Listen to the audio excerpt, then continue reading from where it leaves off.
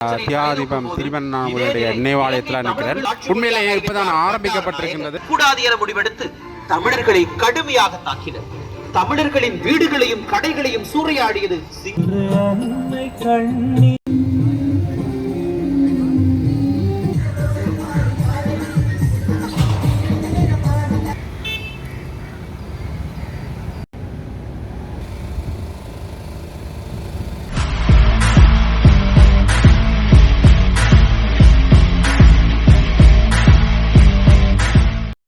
ஜப்னாபுரியன் சொந்தங்களுக்கு வணக்கம். நான் இப்போ எங்கே நிற்கிறேன்டா தியாதிபம் திருவண்ணாமலையுடைய நினைவாலயத்தில் நிற்கிறேன். உங்களுக்கு தெரியும், இன்றைக்கு ஆரம்பிக்க தியாதிபம் திருவண்ணாமலையுடைய நினைவுகள் ஒவ்வொரு முறையும் இங்கே வந்து அவருடைய நினைவுகள் கோரப்படுகின்ற பொழுது பலர் அதில் பங்கு பெற்றக்கூடியதை நாங்கள் காணக்கூடிய மாதிரி இருந்தது. உண்மையிலேயே இப்போதான் ஆரம்பிக்கப்பட்டிருக்கின்றது. உண்மையிலேயே அவருடைய வரலாறுகள் இங்கே ஒளிபெருக்கும் மூலமாக ஒளிபரப்படுறதை நாங்கள் பார்க்கக்கூடிய மாதிரி. ஒருவரையும் விடக்கூடாது என முடிவெடுத்து தமிழர்களை கடுமையாக தாக்கினர். தமிழர்களின் வீடுகளையும் கடைகளையும் சூறையாடியது.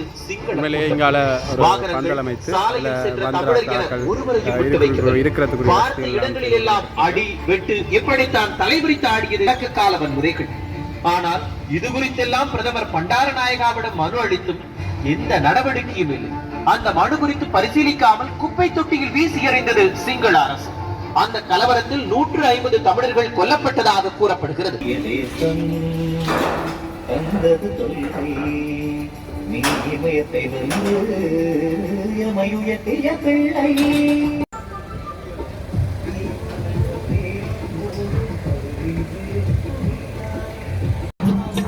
அன்று அன்னை கண்ணி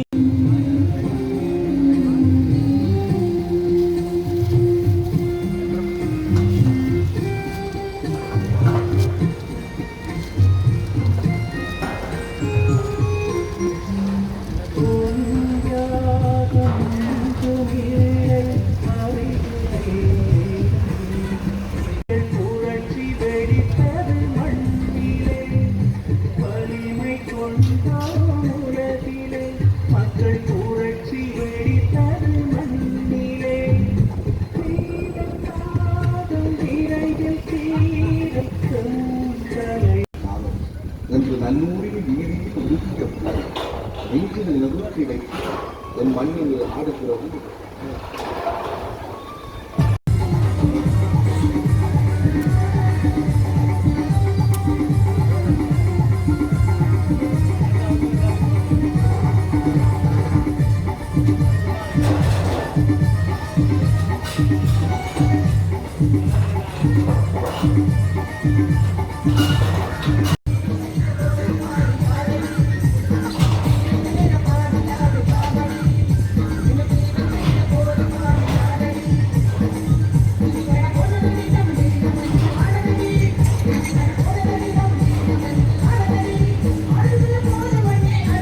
உயிர் தியாகம் செய்த ஒரு உன்னதமான அந்த தியாகத்தை நினைவு கூர்ந்து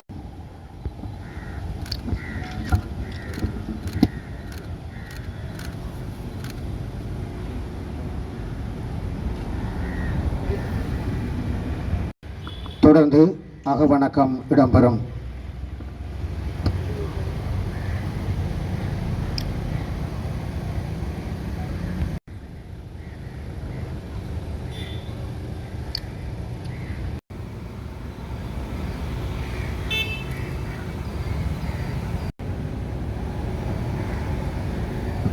நன்றி.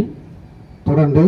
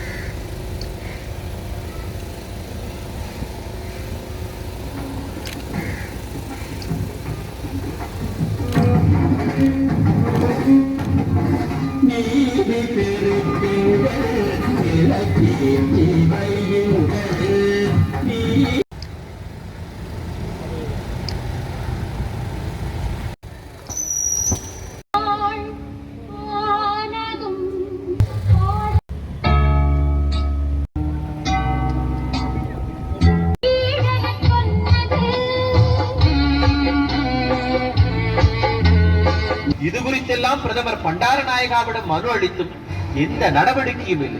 அந்த மனு குறித்து பரிசீலிக்காமல் குப்பை தொட்டியில் வீசி எறிந்தது சிங்கள அரசு. அந்த கலவரத்தில் 150 தமிழர்கள் கொல்லப்பட்டதாக கூறப்படுகிறது. இதுவே தமிழர்களுக்கு எதிரான முதல் இனக்கலவரமாக நினைவு கூறப்படுகிறது. இதன் அடுத்த கட்டமாக வாகனங்களில் ஆங்கில எழுத்துக்கு பதிலாக ஸ்ரீ எனப்படும் சிங்கள எழுத்தை பயன்படுத்த உத்தரவிட்டது. இதற்கு எதிர்ப்பு தெரிவித்த தமிழக இளைஞர்கள் தமிழக பகுதியில் இருந்த சிங்கள எழுத்துக்களை மைப்பூசி அழித்தனர்.